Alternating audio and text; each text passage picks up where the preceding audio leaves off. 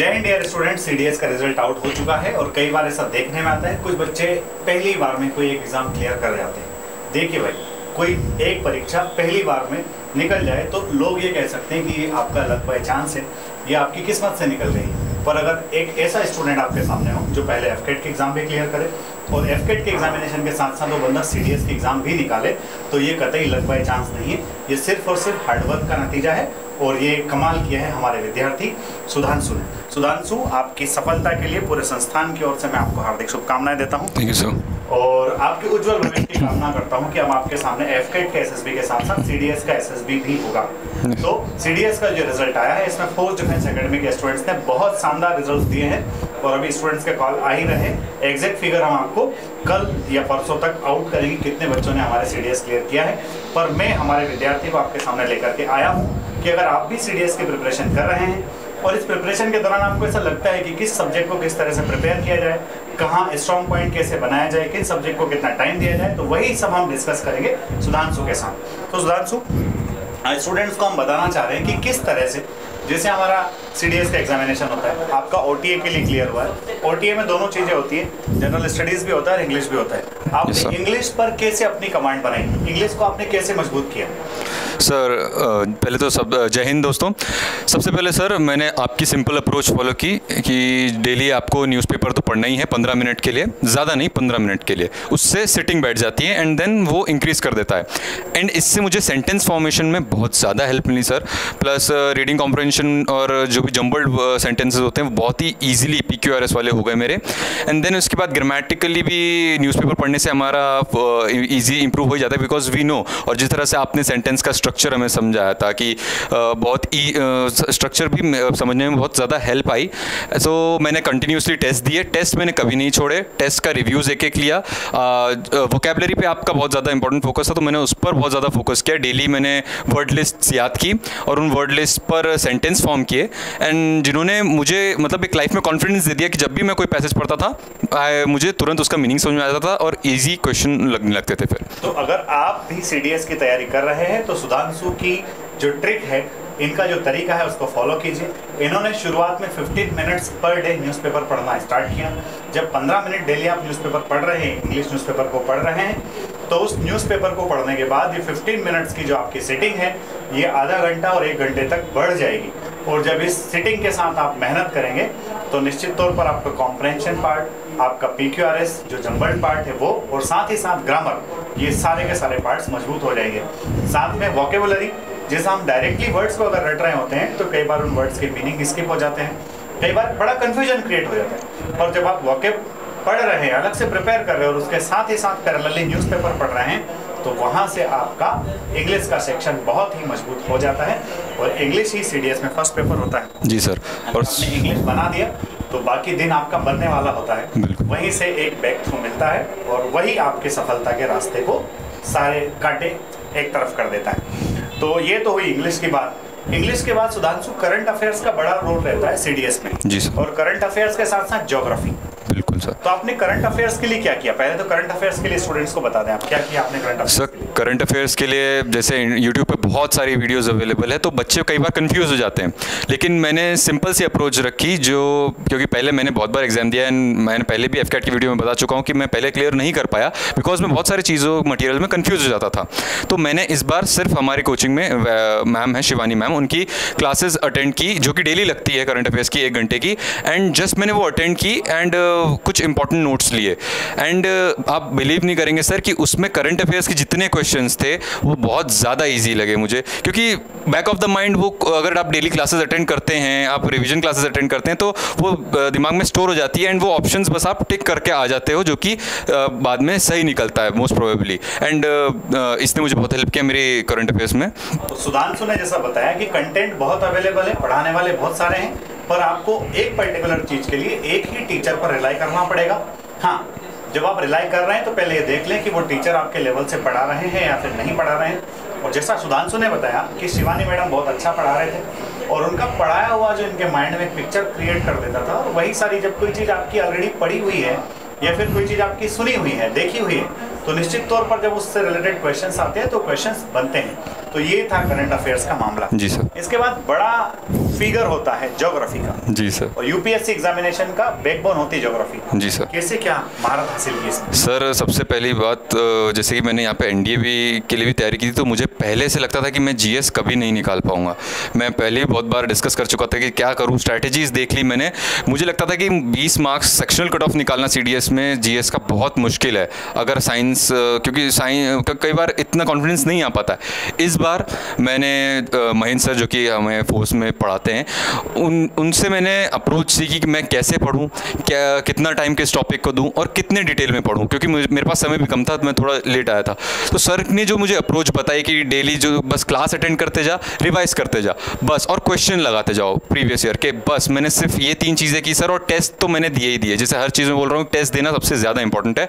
तो ज्योग्राफी में जितनी भी चीज़ें थी उल्टा उससे कम ही आई सर। इतने डिटेल में सर ने मुझे पढ़ाया था, उसमें से जैसे 11 स्ट्रक्चर अगर सैंड के पढ़ाएं तो उनमें से एक स्ट्रक्चर आया, मतलब कि हमने तैयारी इतने हाई लेवल की थी कि क्वेश्चन बहुत बेसिक से लगे हमें ज्योग्राफी में। हाई लेवल की तैयारी कर दो तो क्वेश्चन बेसिक लगेंगे। और महेंद्र सर जो है ज्योग्राफी में उनका कोई तोड़ नहीं भाई। अगर आपको लगता है कि ज्योग्राफी आपको कठिन लगती है, आप आकर के उनकी क्लास अटेंड कर सकते हैं। और उसके बाद ज्योग्राफी आपको ऐसा लगेगा कि खिलौना सब्जेक्ट है, उसमें आपको महारत हासिल हो जाएगी। सुधांशु, एक बात पर आप बहुत ज़्यादा फोकस दे रहे हैं, वो बात है टेस्ट। जी सर। इंग्लिश के लिए जब आपने डिस्क्राइब किया तो भी टेस्ट का नाम लिया, जीएस के बारे में बोले तो भी टेस्ट का नाम लिया। जी सर।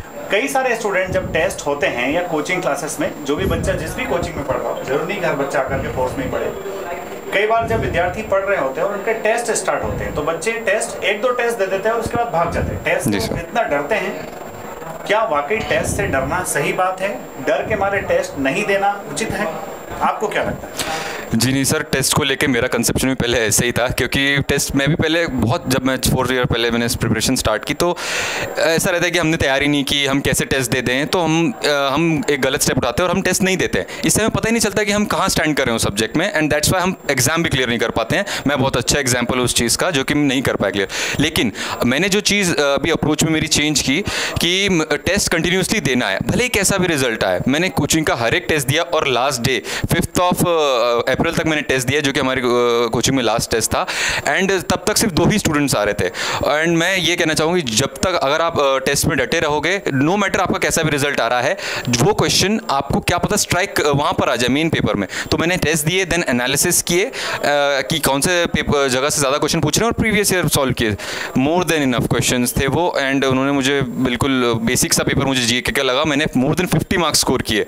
मुझे लगा था कि 30 भी नहीं कर पाऊंगा सर, बट या मेहनत करने वालों की हार नहीं होती। ये कह रहा है भाई, देखिए ऐसा है कि पढ़ाई कीजिए, टेस्ट दीजिए, साथ में एनालिसिस कीजिए, आप रुकने वाले नहीं हैं। जनरली ये होता है स्टूडेंट्स या तो टेस्ट ही नहीं देते हैं, या फिर अगर टेस्ट दे भी रहे होते हैं तो टेस्ट देने के बाद घर ले जाकर के टेस्ट पेपर को एक तरफ डाल देते हैं। आपको कुछ नहीं करना है, आप टेस्ट दीजिए, जितने ही मार्क्स आते हैं उन्हें एक्सेप्ट कीजिए, और उसके बाद में वो जो टेस्ट पेपर आपको मिला है उसको घर जाकर के एनालाइज कीजिए कि क्या पूछा गया, इसका क्या सही आंसर होना था। कोई चीज़ अगर आपको समझ में नहीं आती है तो आप कंसर्निंग टीचर से पूछिए। ये सही रास्ता है एग्जामिनेशन को क्लियर करने का, जिसके थ्रू हमारे स्टूडेंट्स ने सफलता पाई है। अब सुधांशु आगे चलते हैं। बड़ा पार्ट है हिस्ट्री और पॉलिटी। जी सर। कैसे क्या किया इसका? हिस्ट्री पॉलिटी अक्षय जी की कहानियों ने कुछ मदद की क्या? सर अक्षय सर की स्टोरीज ही दिमाग में, मतलब बेस्ट चीज़ ये है कि अक्षय सर का कमांड इतना है हिस्ट्री में कि वो स्टोरीज के थ्रू तुम्हें पूरी हिस्ट्री कवर करवा देंगे। एंड सबसे बेस्ट चीज़ हिस्ट्री की यही है कि आपको वो दिमाग में रह जाए, और stories is the best way कि आप विजुअलाइज कर लो और दिमाग में रख लो। तो सर ने आर्ट एंड कल्चर इतना बढ़िया पढ़ाया, क्योंकि आर्ट एंड कल्चर हमने तो पहली बार सुना, हमको तो लगता था कि सिर्फ यूपीएससी वाले तैयारी करते हैं जो कि सिविल सर्विसेज के, बट सर ने आर्ट एंड कल्चर हमें इतने शानदार तरीके से पढ़ाया। फिंगर टिप्स में हमें पता था कि कौन से पिलर का कहाँ पे इंस्क्रिप्शन को कहाँ यूज़ किया गया, किसके पीरियड पे यूज़ किया गया है, कहाँ मेंशन्ड है ये सब। एंड वो जब 1-2 क्वेश्चन आए तो बहुत ही इजी थे। प्लस पॉलिटी में फिंगर, अगेन मैं कहूँगा पॉलिटी का सिलेबस लिमिटेड है, तो वो बेस्ट चीज़, और उससे क्वेश्चन भी 10 से 15 आते हैं, और ईजिली सबसे ज़्यादा ज्योग्राफी और पॉलिटी क्वेश्चन बनते हैं। तो हमारे जिस तरह से हमारी शिवानी मैम ने भी polity on the finger tips करवा दी, डेली रिविजन करवाया, जस्ट लाइक अक्षय सर। सबसे बेस्ट चीज़ मुझे यहाँ पे ये लगी कि डेली रिविजन होता था टॉपिक्स का, जो भी लास्ट क्लास में हुआ है, एंड पूछा जाता था। ऐसा नहीं कि पढ़ा दिया एंड चले गए, नहीं, बच्चे को आ रहा है कि नहीं आ रहा है, ये बहुत इंपॉर्टेंट चीज़ चेक की जाती है एवरी क्लास में।